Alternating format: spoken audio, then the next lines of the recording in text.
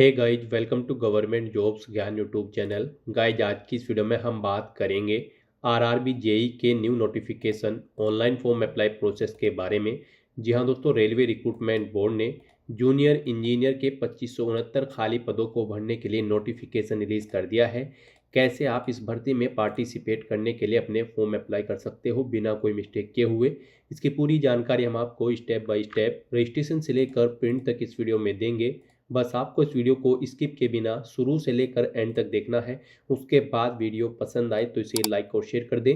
Channel पर नए हो तो इसे सब्सक्राइब कर लें। साथ ही साथ आपको फॉर्म अप्लाई करते हुए जो जो भी प्रॉब्लम फेस हो रही है, उन सभी का हल आपको इस वीडियो में मिल जाएगा।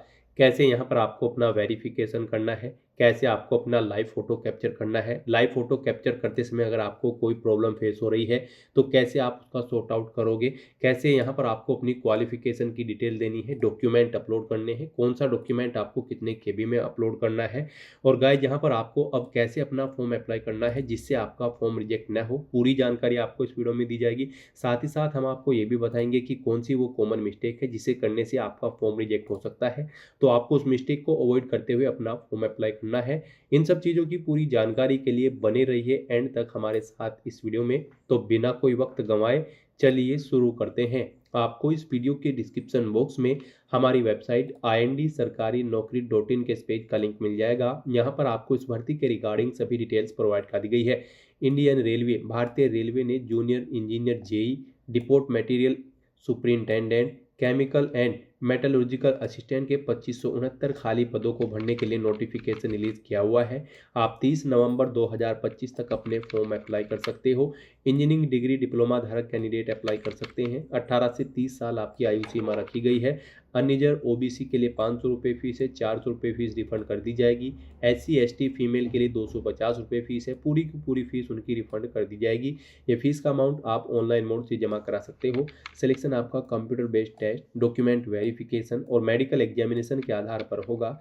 आप ऑल इंडिया से ऑनलाइन मोड में अप्लाई कर सकते हो। उसके लिए आपको इस पेज को नीचे स्क्रॉल डाउन करना है, इंपॉर्टेंट लिंक सेक्शन में आना है, इंग्लिश नोटिफिकेशन PDF और हिंदी नोटिफिकेशन PDF लिंक पर क्लिक करके इस भर्ती के नोटिफिकेशंस को ओपन कर लेना है इंग्लिश या फिर हिंदी लैंग्वेज में, और इनमें से आपको अपनी चॉइस के अकॉर्डिंग पूरी डिटेल रीड आउट कर लेनी है। यहाँ पर आपको सभी डिटेल्स प्रोवाइड कर दी गई है, जैसे कि क्या पोस्ट का नाम है, कितनी उसके लिए नंबर ऑफ वैकेंसीज है, कैसे आप अप्लाई कर सकते हो, कब से कब तक आप अप्लाई कर सकते हो, पूरी जानकारी आपको इन नोटिफिकेशंस में दे दी गई है। आप सभी डिटेल्स यहाँ से रीड आउट करें, उसके बाद अपना फॉर्म अप्लाई कर लें।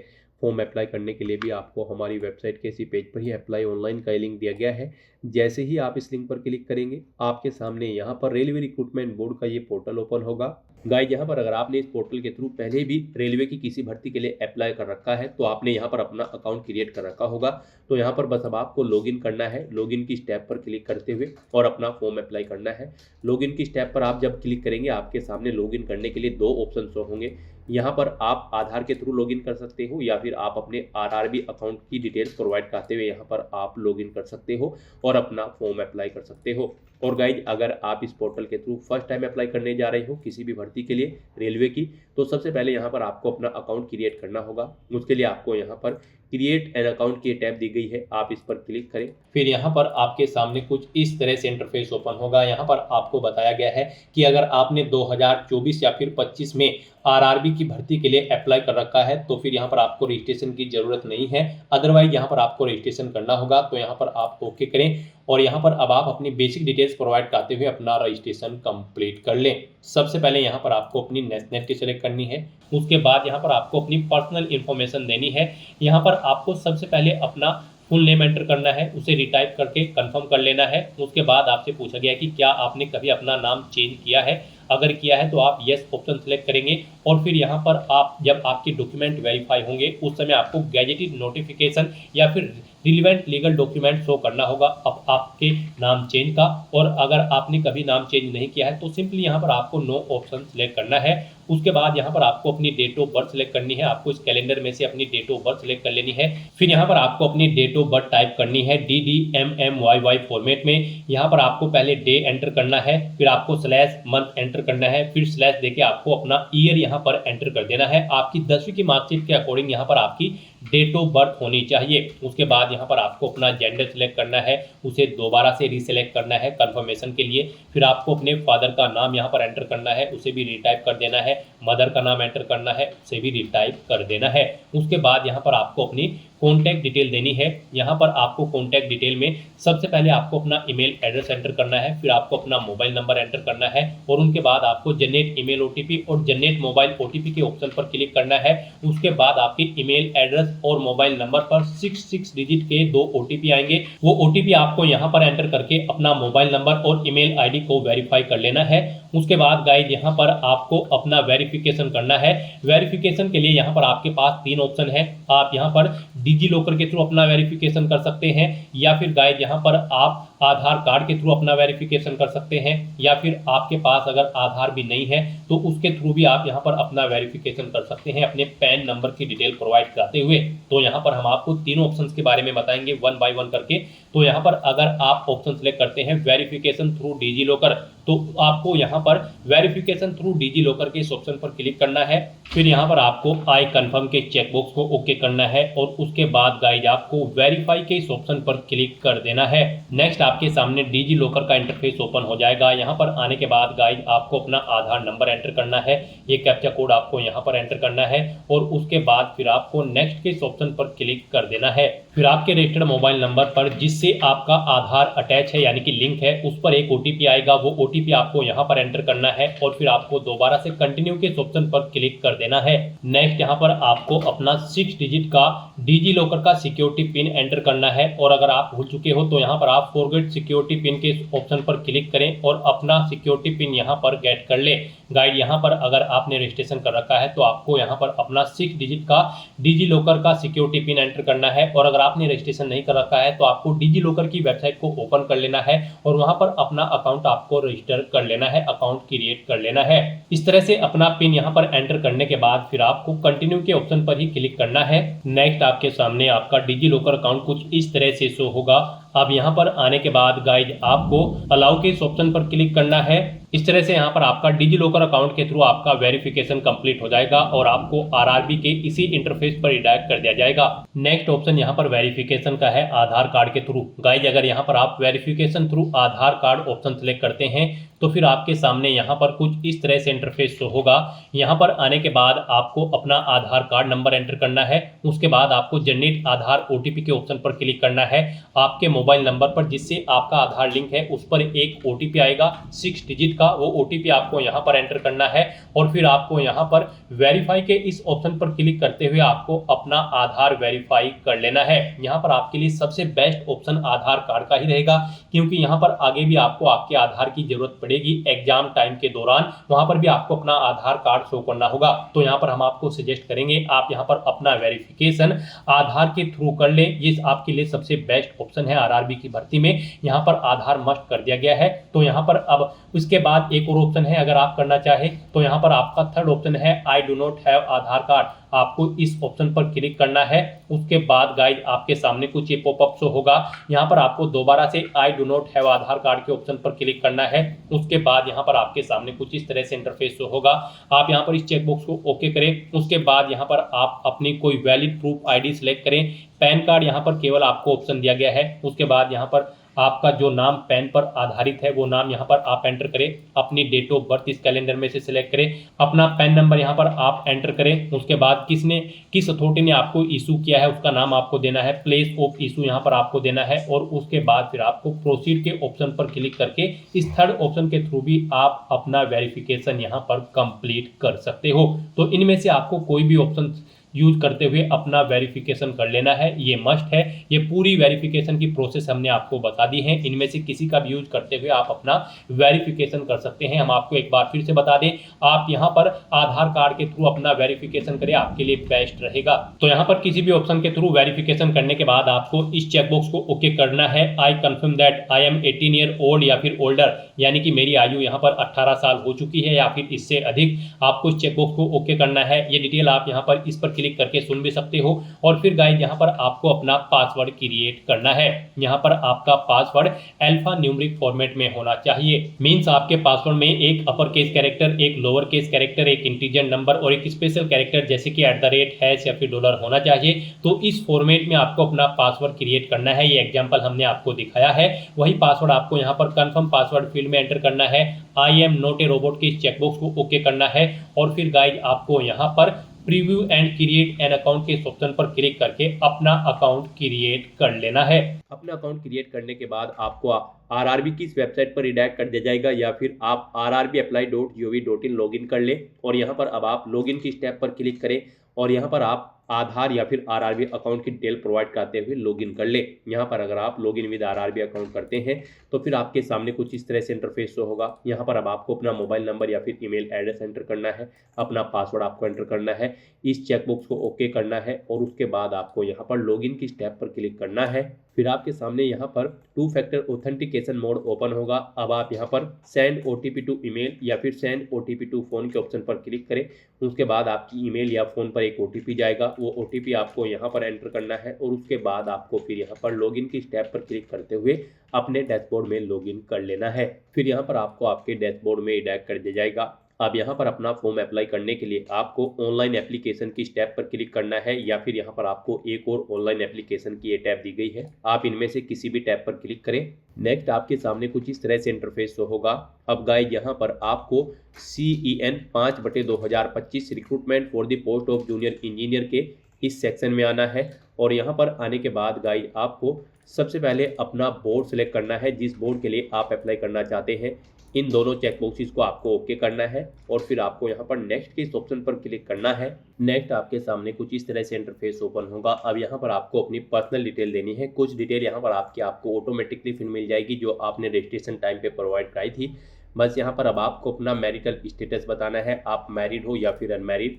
अपना रिलीजन आपको सिलेक्ट करना है, अपनी मातृभाषा आपको सिलेक्ट करनी है। यहाँ पर आप अपना एग्जाम किस लैंग्वेज में चाहते हैं वो लैंग्वेज यहाँ पर आपको सिलेक्ट कर लेनी है। आपकी बॉडी पर कहीं कोई कट या तिल का निशान है तो उस पैलेस का नाम यहाँ पर आपको देना है। 2 पैलेस के नाम यहाँ पर आपको देने होंगे, नहीं है तो आप नो मार्क एंटर करेंगे। फिर यहाँ पर आपको अपनी कम्युनिटी की डिटेल देनी है। आप यहाँ पर जिस भी कम्युनिटी से बिलोंग करते हैं उसे सिलेक्ट करें। उसके बाद अगर आप रिजर्व कैटेगरी से बिलोंग करते हैं तो आपको अपनी कास्ट का नाम यहाँ पर देना है, कम्युनिटी सर्टिफिकेट नंबर देना है, किसने आपको इशू कराया है आपका कास्ट सर्टिफिकेट, उस डेजिग्नेशन रैंक के अधिकारी को यहाँ पर आपको सिलेक्ट कर लेना है। उसके बाद यहाँ पर कब इशू हुआ है आपको वो डेट सिलेक्ट करनी है। क्या आप फ्री ट्रेवल पास चाहते हैं यहाँ पर एग्जाम में पार्टिसिपेट करने के लिए, अगर चाहते हैं तो यस करें। अपना नियरेस्ट रेलवे स्टेशन का नाम यहाँ पर दें और फिर गाइड यहाँ पर आप अपना कास्ट सर्टिफिकेट अपलोड कर दें। उसके लिए आपको यहाँ पर अपलोड डॉक्यूमेंट के ऑप्शन पर क्लिक करना है, फाइल को सिलेक्ट कर लेना है और अपना कास्ट सर्टिफिकेट यहाँ पर आपको अपलोड कर देना है। उसका साइज यहाँ पर 400 KB से कम होना चाहिए और PDF फॉर्मेट में आपका ये डॉक्यूमेंट होना चाहिए। फिर यहाँ पर आपको अपने एड्रेस की डिटेल देनी है। यहाँ पर आपको अपना प्रेजेंट एड्रेस एंटर कर देना है। उसके बाद यहाँ पर आपको अपना परमानेंट एड्रेस एंटर करना है और अगर आपका परमानेंट एड्रेस आपके प्रेजेंट एड्रेस के अकॉर्डिंग सेम है तो आप यहाँ पर इस चेकबॉक्स को ओके कर देंगे। ऑटोमेटिकली आपका परमानेंट एड्रेस आपके प्रेजेंट एड्रेस के अकॉर्डिंग यहाँ पर फिल हो जाएगा। और उसके बाद गाइज फिर यहाँ पर आपको सेव के इस ऑप्शन पर क्लिक करके अपनी डिटेल सेव कर देनी है और फिर आपको नेक्स्ट के इस ऑप्शन पर क्लिक कर देना है। नेक्स्ट यहाँ पर आपको अपनी कुछ और डिटेल्स प्रोवाइड करनी है। यहाँ पर आपसे पूछा गया है कि क्या आप ये एक सर्विसमैन हैं, अगर हैं तो आप यस करेंगे और यहाँ पर आप बताएंगे किस में आपने सर्विस की है, आर्मी, नेवी या फिर एयरफोर्स, अपनी रैंक देंगे, डेट ऑफ एंट्री देंगे और फिलहाल भी अगर आप कर रहे हैं तो यस करेंगे, नहीं तो नो ऑप्शन सेलेक्ट करेंगे और इन डिटेल्स के अकॉर्डिंग यहाँ पर आपकी सर्विस की लेंथ कैलकुलेट करके आपको शो कर दी जाएगी। और अगर आप ये एक सर्विसमैन नहीं है तो सिंपली यहाँ पर आप नो ऑप्शन सेलेक्ट करेंगे। फिर आपसे पूछा गया है कि क्या आप पर्सन विद बेंचमार्क डिसेबिलिटी यानी कि PWBD कैंडिडेट हैं, अगर हैं तो आप यस करेंगे। डिसेबिलिटी कैटेगरी अपनी सिलेक्ट करेंगे, सब डिसेबिलिटी कैटेगरी सिलेक्ट करेंगे। उसके बाद यहाँ पर आप अपनी डिसेबिलिटी की परसेंटेज देंगे, कितने % आपको डिसेबिलिटी है। PWBD सर्टिफिकेट का नंबर आपको देना होगा, कब इशू हुआ है वो डेट आपको सिलेक्ट करनी होगी और फिर यहाँ पर आपको अपना UDID नंबर देना होगा। और अगर आप यहाँ पर PWBD कैंडिडेट नहीं है तो आप सिंपली नो ऑप्शन सेलेक्ट करेंगे। फिर यहाँ पर आपसे पूछा गया कि क्या आपको एग्जाम टाइम के दौरान स्क्राइब की जरूरत पड़ेगी, अगर पड़ेगी तो आप यस करेंगे। आई अंडरस्टैंड एंड आई रीड के इस ऑप्शन पर क्लिक करेंगे इन डिटेल्स को रीड आउट करने के बाद और फिर यहाँ पर आपको बताना है यस। आपको एक बार फिर से ऑप्शन सेलेक्ट करना होगा और फिर I understand and I agree के इस ऑप्शन पर क्लिक करना होगा और अगर आपको स्क्राइब की ज़रूरत नहीं है तो आप सिंपली यहाँ पर नो ऑप्शन सेलेक्ट करेंगे। उसके बाद यहाँ पर आपसे पूछा गया है कि क्या आप इकोनॉमिकली बैकवर्ड क्लास से हैं, अगर हैं तो आप येस करेंगे और फिर यहाँ पर आप उसकी डिटेल प्रोवाइड कराएंगे। यहाँ पर आपके पास किस टाइप का डॉक्यूमेंट है जो शो करेगा कि आप यहाँ पर इकोनॉमिकली बैकवर्ड क्लास से हैं। ईबीसी सर्टिफिकेट है, इज्जत एमएसटी इशूड है या फिर बीपीएल कार्ड है, आप ऑप्शन सेलेक्ट करें।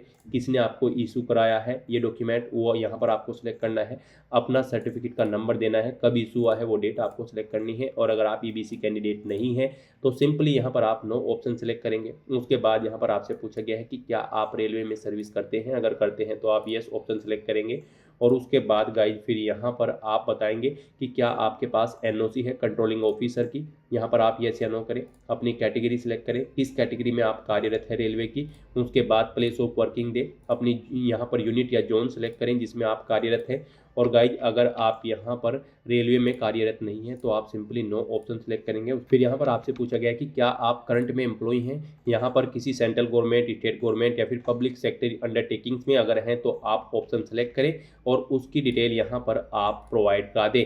यानी कि यहाँ पर आपको ऑर्गेनाइजेशन का नाम देना होगा, कब से कब तक आप कार्यरत है या फिलहाल भी आप कार्यरत है वो यहाँ पर आपको बताना होगा। और गाइज अगर आप फिलहाल यहाँ पर करंट में एम्प्लॉय नहीं है तो आपको सिंपली यहाँ पर नॉट एप्लीकेबल ऑप्शन सेलेक्ट करना है। फिर यहाँ पर आपको अपनी बैंक डिटेल प्रोवाइड करनी है फीस रिफंड के लिए। यहाँ पर आपको अपना नाम एंटर करना है, अकाउंट होल्डर का नाम। फिर यहाँ पर आपको अपना बैंक अकाउंट नंबर एंटर करना है, उसे एक बार फिर से एंटर करके कंफर्म कर लेना है। यहाँ पर फिर आपको अपने बैंक का एफएससी कोड एंटर करना है, कंफर्म के ऑप्शन पर क्लिक करना है। फिर आपके बैंक का नाम और एड्रेस यहाँ पर ऑटोमेटिकली फैच करके आपको शो कर दिया जाएगा। इस तरह से अपनी डिटेल प्रोवाइड करने के बाद गाइज फिर आपको सेव के ऑप्शन पर क्लिक करके अपनी ये सभी डिटेल सेव कर देनी है और फिर आपको नेक्स्ट के ऑप्शन पर क्लिक करना है। नेक्स्ट यहाँ पर आपको अपनी एजुकेशनल क्वालिफिकेशन की डिटेल प्रोवाइड करनी है। सबसे पहले यहाँ पर आपको अपनी 10वीं क्लास की डिटेल प्रोवाइड करनी होगी। इस भर्ती में पार्टिसिपेट करने के लिए आपके पास इंजीनियरिंग डिग्री या फिर डिप्लोमा होना रिक्वायर्ड है। तो यहाँ पर सबसे पहले आप 10वीं क्लास की डिटेल प्रोवाइड करें। यहाँ पर आप स्पेल्सिंग के ऑप्शन पर क्लिक करेंगे और यहाँ पर आप अपनी 10वीं क्लास की डिटेल प्रोवाइड कराएंगे। अगर पहले से दे रखी है तो आप इसे अपडेट कर सकते हैं।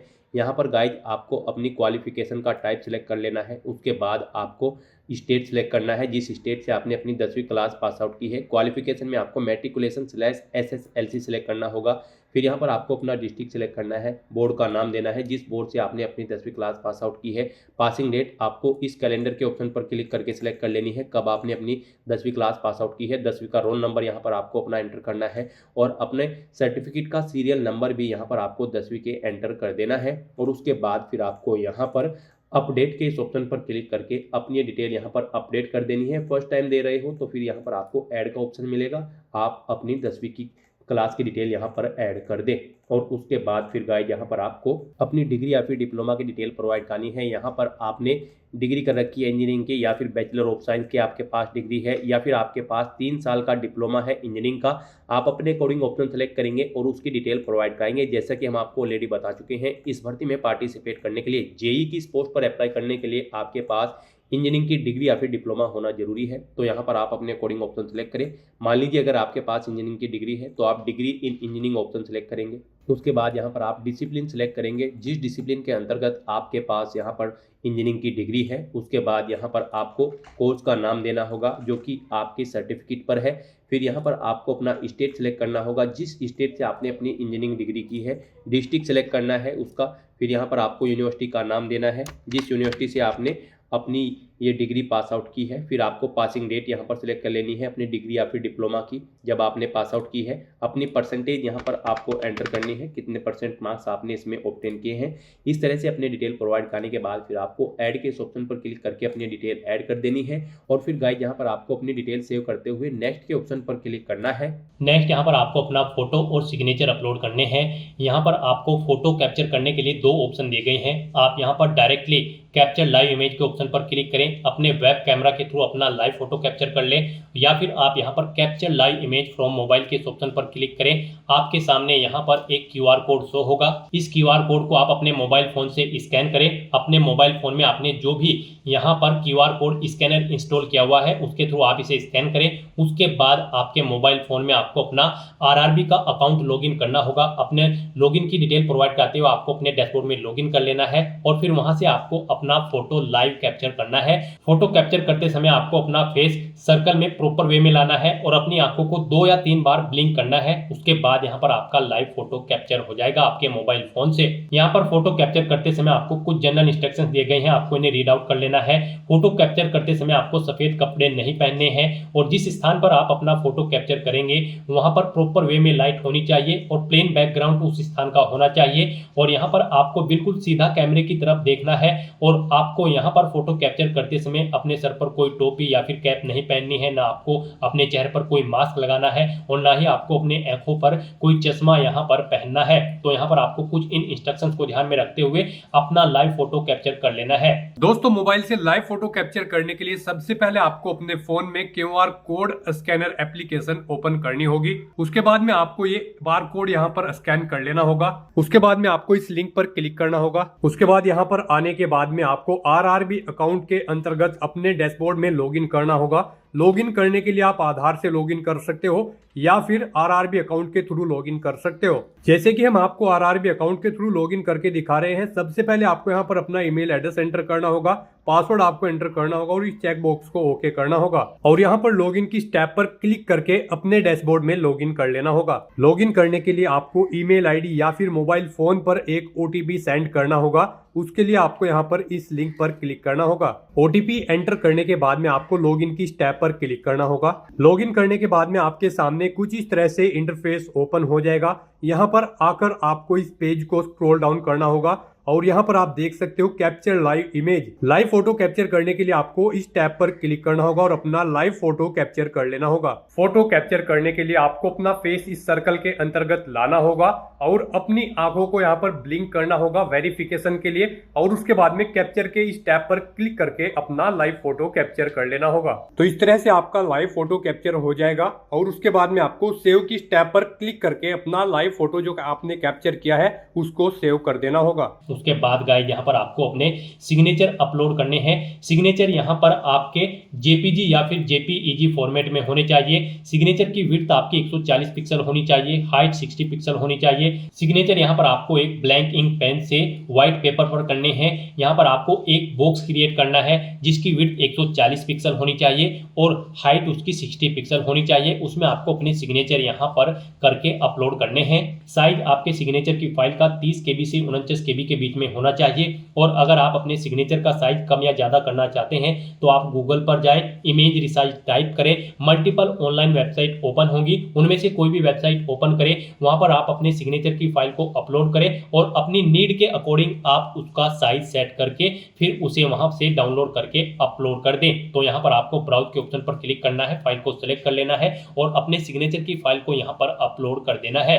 तो इस तरह से यहाँ पर आपका लाइव फोटो कैप्चर हो जाएगा और सिग्नेचर आपके अपलोड हो जाएंगे। उसके बाद आपको इस पेज को नीचे स्क्रॉल डाउन करना है और फिर गाइज आपको सेव के ऑप्शन पर क्लिक करके अपना फोटो सिग्नेचर यहाँ पर सेव कर देने हैं और उसके बाद फिर आपको नेक्स्ट के ऑप्शन पर क्लिक कर देना है। नेक्स्ट यहाँ पर आपको अपनी पोस्ट और जोन की प्रेफरेंस देनी है। यहाँ पर पीछे अब तक आपने जो डिटेल प्रोवाइड कराई है उसके अकॉर्डिंग आपकी एलिजिबिलिटी के अकॉर्डिंग पोस्ट और जोन्स की लिस्ट यहाँ पर आपको शो कर दी गई है। यहाँ पर आप जिस भी पोस्ट और जोन को जिस नंबर पर प्रेफरेंस देना चाहते हैं उसके सामने आप प्लस के ऑप्शन पर उसी नंबर पर क्लिक करें और यहाँ पर सेकंड कॉलम में उन्हें 1 बाय 1 करके आप ऐड कर दें। यहाँ पर आप जिस भी पोस्ट और यूनिट को जिस नंबर पर प्रेफरेंस देना चाहते हैं उस नंबर पर क्लिक करके उसे यहाँ पर आप ऐड कर दें। फिर आपको इस चेकबॉक्स को ओके करना है, डिक्लेरेशन सेक्शन में आना है, I have be declare that, इस चेकबॉक्स को ओके करना है, यहाँ पर अपना पहले ही सेंटर करना है और उसके बाद गाइज आपको यहाँ पर सेव के ऑप्शन पर क्लिक करके अपनी डिटेल सेव कर देनी है और उसके बाद फिर आपको यहाँ पर प्रीव्यू एप्लीकेशन के ऑप्शन पर क्लिक कर देना है। फिर यहाँ पर आपको आपके एप्लीकेशन फॉर्म का पूरा प्रीव्यू शो कर दिया गया है। आपको सभी डिटेल्स केयरफुली चेकआउट करनी है, पेज को नीचे स्क्रॉल डाउन करना है, इस चेकबॉक्स को ओके करना है। कहीं पर कोई मिस्टेक है तो आप एडिट के इस ऑप्शन पर क्लिक करके एडिट कर सकते हैं, नहीं तो यहाँ पर बस गाइड अब आपको सबमिट के इस ऑप्शन पर क्लिक कर देना है। नेक्स्ट यहाँ पर आपको अपना फीस पेमेंट करना है। यहाँ पर आपको आपकी कैटेगरी के अकॉर्डिंग एप्लीकेशन फीस का अमाउंट शो कर दिया जाएगा। रिजर्व कैटेगरी कैंडिडेट के लिए यहाँ पर 250 रुपये फीस है और अनरिजर्व कैटेगरी कैंडिडेट के लिए 500 रुपये फीस है। इसमें से इनको 400 रुपये फीस रिफंड कर दी जाएगी और रिजर्व कैटेगरी कैंडिडेट की सभी फीस यहाँ पर आपको रिफंड कर दी जाएगी। लेकिन यहाँ पर फॉर्म कंफर्मेशन के लिए आपको अभी अपना फीस पेमेंट करना है, तो उसके लिए गाइड यहाँ पर अब आपको पे विद SBI ई पे के ऑप्शन पर क्लिक करना है और प्रोसीड करते हुए आपको यहाँ पर फीस पेमेंट के इंटरफेस पर आ जाना है। यहाँ पर आप debit card, credit card, net banking, UPI या फिर वॉलेट के माध्यम से अपना फीस पेमेंट कर सकते हो। यूपीआई यहाँ पर आपके लिए सबसे बेस्ट और इजी ऑप्शन रहेगा। आप यूपीआई के इस ऑप्शन पर क्लिक करें। यूपीआई में भी फीस पेमेंट करने के लिए आपके पास दो ऑप्शन है। आप अपनी यूपीआई आईडी एंटर करें, वैलिडेट यूपीआई आईडी के ऑप्शन पर क्लिक करते हुए अपना फीस पेमेंट कर दें, या फिर गाइस यहाँ पर आप यूपीआई क्यूआर के इस ऑप्शन पर क्लिक करें, फिर यहाँ पर पे नाउ के ऑप्शन पर क्लिक करें। ये क्यूआर कोड आप अपने यूपीआई एप्लीकेशन से स्कैन करें और अपना फीस पेमेंट कर दें।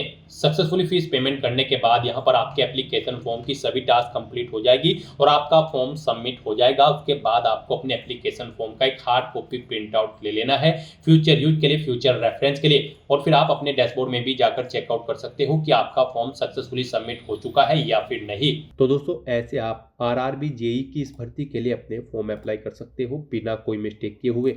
आज की इस वीडियो में बस इतना ही। आई होप ये वीडियो आपको पसंद आई होगी। अगर पसंद आई हो तो इसे लाइक और शेयर करें। चैनल पर नए हो तो इसे सब्सक्राइब कर लें। Thanks for watching.